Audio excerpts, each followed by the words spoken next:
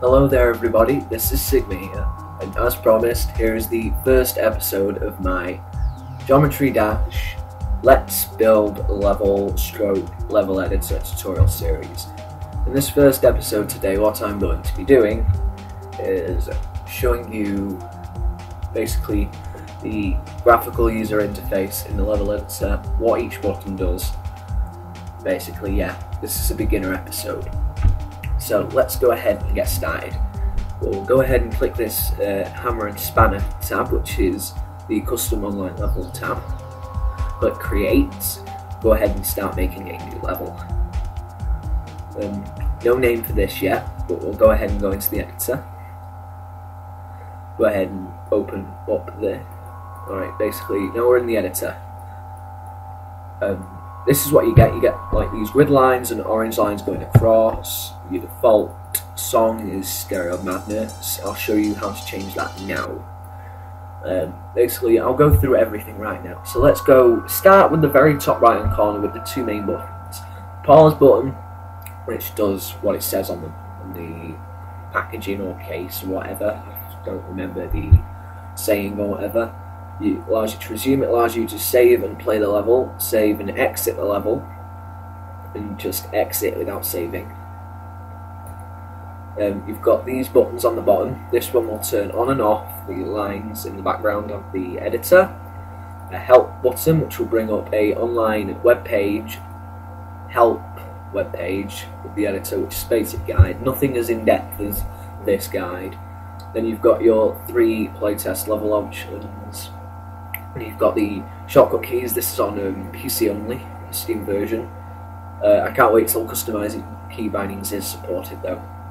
Uncheck portals. This basically, whenever you have a portal selected, it will uncheck the tick box underneath it. I'll probably explain that in a future episode of this. Go ahead and click resume and go into this gear button now. What this is, it brings up, basically this is the starting setup for your level. How your level starts off. What mode you're in, what colours the backgrounds are, how fast you're moving, whether you're in mini, whether there's 2 of you, what background the level is, whether it's 2-player, song. Alright, so this is how you'll change your song. At the bottom it says select song. You can choose any of these normal songs that are on the main levels. You've got Stereo Madness, Back and Track, Poltergeist, Dry Out, Bass After Bass, Can't Let Go, Jumper, the list goes on to 18. And you can choose a custom song as well from Newgrounds. I've already chosen a custom song which I'm going to be using for this Let's Play. Let me just look it up. The song ID is 110798. This is going to be annoying for me later because 1 is the screenshot shortcut key for the screen recorder that I'm using to make this video, so I'll have to delete a ton of screenshots.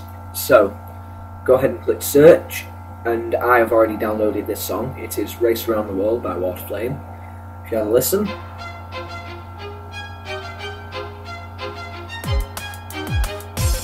So yeah, sounds good.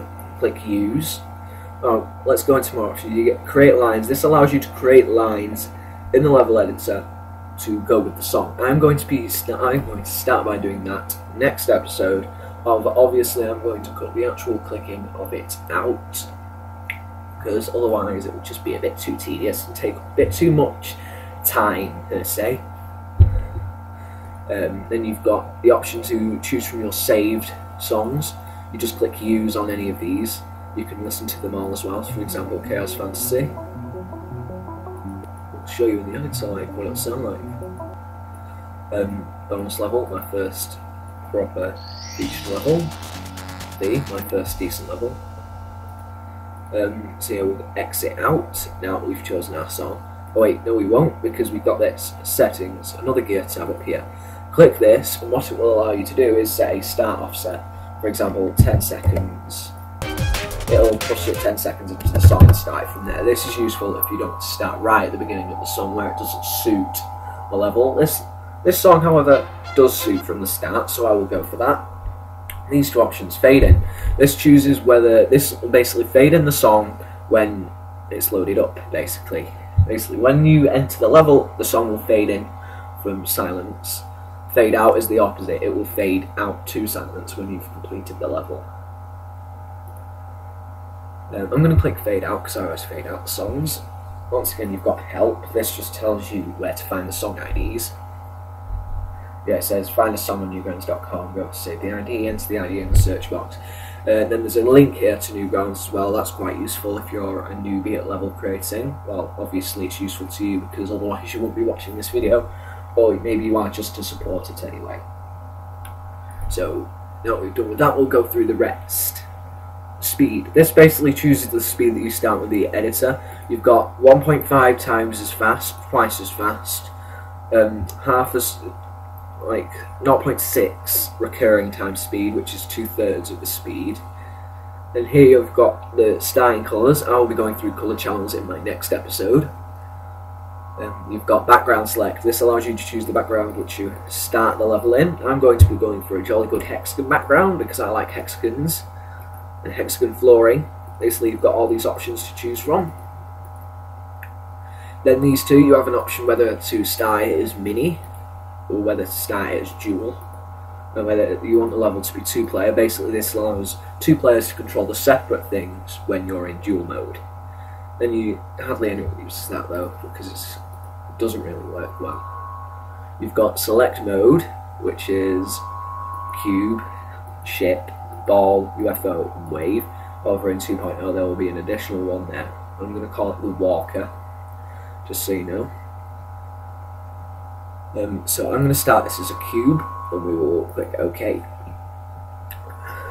Now we'll go through these 6 buttons here. Well, maybe I shouldn't. I'll go through them last. It makes sense to go around this way because I will introduce you to stuff before we actually get to it if I go over there. Basically, we start with this. This allows you to slide across the editor, look left and right. You've got these 2 buttons. This is your redo and undo buttons. You've got your play test the music, which is this blue play button, which just plays the music in the background with a bar showing you where it is in the editor, where the song is. Then you've got play test level, which is this orange play button. This will allow you to actually click and play the level in the editor. And am I starting in slow? Yes, I am. And then you've got these 2 buttons here. So basically what this button above does is the orange one, whatever. I'm still on the orange one, don't move on to the next ones yet. This will allow you to basically play test the level, see where the jumps work, see where the cube will fly, land and jump and all that sort of stuff. Now moving on to the next 2 buttons. These are your zoom in and zoom out buttons. Basically these allow you to zoom in, get a closer look at things, be more precise with your editing and stuff. Zoom out so you can select a larger area, move across faster. Now we've covered that, it's simple, it's just zooming in and out, not much to say about that. Next ones, build, edit, delete. This is basically your main interface. You've got 3 main tabs, or 3 modes which you are in the editor. You've got build mode, edit mode, and delete mode. Build mode is self-explanatory. You click things in here, you can build them in the editor. Use undo alt to get rid of all them. Edit, what this allows you to do is if we place another object down, edit, we can click on that, or hold on, we can click on that, it will highlight green and we can move it left and right, flip it, rotate it, however you're not seeing anything because it's symmetrical. Move it left and right by a larger number of steps or a smaller number of steps. Then you've got delete mode, which I used just then, which you can use to click objects to delete them. Now all these buttons, basically this will delete everything you currently have selected, this big bin one. This one here, delete all, this will delete all start pause objects. So basically when you want to verify the level you can click delete all start pause, or when you want to play through from the start. You've got delete all, and underneath it's blank. Basically it's delete all of the type of object which you currently have selected, which is useful if you're just starting off the level, but not if you're towards the end of a level. But you've got these 4 buttons here as well. This allows you to edit exactly what you're deleting. Static, this allows you to delete the actual blocks which your cube is jumping on and the frames and all that. And you've got details, which is the decoration objects that allow you to delete all of them. Custom, basically this will allow you to filter out to delete only the object which you have selected. It doesn't delete all of them, it allows you to delete only that type of object, so you can click and swipe over it and it'll only delete that type of object. Let's click back on none, so it'll delete whatever we click. And now we can click build, and I will go through all of these tabs on the top. This is your main block tab. This will allow you to see all your main designs of blocks and place them down in the editor. Some of them require frames, some of them don't. You've got all your half type blocks and others. So basically you've got all these invisible blocks, visible slopes, all your half ones, designs, you've got your small ones, you've got your breakthrough blocks, which you can break through. So yeah, click undo. See, yeah, you've got all them. This is your frame block. This will allow you to place frames down for where you want the cube to jump. Hold on, let me try and get this. There you go, like that. And then you've got this one, which is all your slopes and stuff. Some of these have frames and some of them don't, so you can use them for physical parts of the level or just decoration. You've got your hazards tab, which has all your spikes and all your floor hazards and stuff like that. So you've got all these. Then you've got your 3D tab. This is all your 3D object type stuff. I'll be doing a tutorial on 3D as well in a future episode. Basically, I'll just be going through it as I go along, because after this episode I am going to be doing one more tutorial episode like this, and then I'm going to be doing a Let's Build, where I will be going through showing you how things work as I come across them in building. You've got all your designs of 3D stuff there. Then you've got your gameplay changes and all jump orbs and pads. Gameplay changes are basically the portals that you see, the orbs are what you use to jump, and pads and all that, so yeah. Then this tab here, this is your spike deco tab. This is all the stuff that you lay out on your spikes normally, but you can use it for other stuff as well. You can get real creative with all this, like other popular creators have. Then you've got this one, which is your miscellaneous deco. This is all your miscellaneous stuff. As I said, all your stuff that doesn't fit into other categories deco. That one could, this one though, these two could be in spike deco though.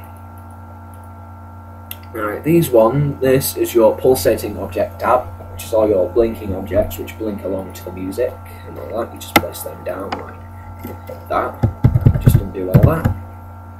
This is your saw blade tab, where you've got all your saw blade dude IDs and stuff. So you've got all your saw blade stuff, then you've got your decorations for the saw blades and that here as well. You don't have to use these on saw blades though. Feel free to get creative. As I said, I keep pressing the one key. That is sorry about that, I just dropped something. I keep pressing the one key. That is the shortcut to take a screenshot on this, so I will have it on the screenshots to delete. Crying face. So yeah. Last tab. This is your command tab. This is where you can place down your gameplay commands. Basically, like colour changes, which are these ones which look like juggling balls. Start pause, which chooses where you start level in the editor and normally. Useful if you're working on a certain section of your level. Enable and disable trails. Then you've got the way that the things animate when they go into the level and when they go out off screen. Basically, the way things spawn or appear on screen. Basically a transition on screen and the transition off screen. So yeah, now I've covered all this. Basically that's your commands tab, so yeah. Moving on to this section here. This is your 4 main build, edit and delete commands. These are your command alteration tool things. Swipe allows you to click and swipe things to do the actions. Basically click and swipe build. Click and swipe the delete, and if I click and swipe build, some stuff there, I can click edit, click and drag, and I can select multiple things using a click and drag box with the swipe tool. I can simply just click bin to delete all that, as I said earlier. Swipe also allows you to select more than one thing at once. In edit, it's the only way that I know of. And next one, free move. This is only applying to the edit tab. So if I click something to place it down, yeah, you can click edit and you can click and drag it around freely, not on grid. If you want it to be on grid, then the next thing is the thing for you. This is also only available in edit when you're using free move. The snap one. This basically, you know the black square grid in the background? Basically, when you click and drag using free move, you can let go and it will snap it to the grid, to the nearest grid square that you are. So if you want things to stay orderly, you want to move things across the screen quickly by clicking and dragging, that is for you. So now let's move on to the next one, and I do not want to take a screenshot using Dropbox. I hate that, it is annoying. So now we click this, bring up this to show you the next one. This is rotate. This is also another edit one stroke build, but it's always available no matter what mode you're in. So you can just click this thing here and rotate it like that. Basically this is useful if you want to make your deco more variety, not just square blocks and all that. Basically it's useful for when you're working with slopes. Basically level building is like making a work of art. You want your work of art to look good. Okay, this number with the arrows left and right, this allows you to change the current layer that you are currently viewing. Layers work. The way layers work is you can only select, edit, build and delete objects which are on that layer. So basically, if you have something on a layer beneath it, you cannot delete it if you have delete swipe without custom delete filter on, because it's on a different layer. However, you can select all to view all your layers together, and you can go through your individual layers. I think these go infinitely, so we're good. So basically you can have a layer for each object if you wanted, but it'd take ages to build and it'd just be pointless. So yeah, that's the layers function. Now this next, these 6 buttons now, moving on to these. I was going to do these earlier, but it's simple to do these now. Let's start with edit group. Basically this allows you to edit the layer which the object is in, so you can set the layer number that it is in. The layer that you currently have viewed is the number that's in between them two select arrows, so you can click right to increase the number, left to decrease the number.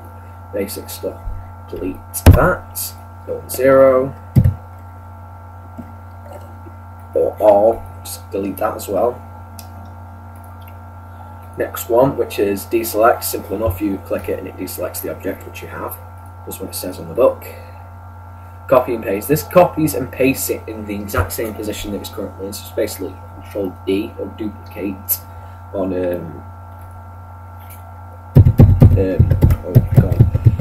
graphic software such as Paint.net or Word or something like that. Duplicate. This next one is copy and paste. Your traditional copy and paste. Click copy, saves it to a clipboard, move, click paste elsewhere. The only thing I don't like about this is that it doesn't snap it to grid when you paste it. I think Rob Top should have an option for that personally. And now that we've covered that, we've pretty much covered everything that we need to cover. So we've got our music set for the next episode, which we will be doing colour channels and going through them, what they do and all that. Basically that has been the first episode of Geometry Dash Level Editor Tutorial Let's Build.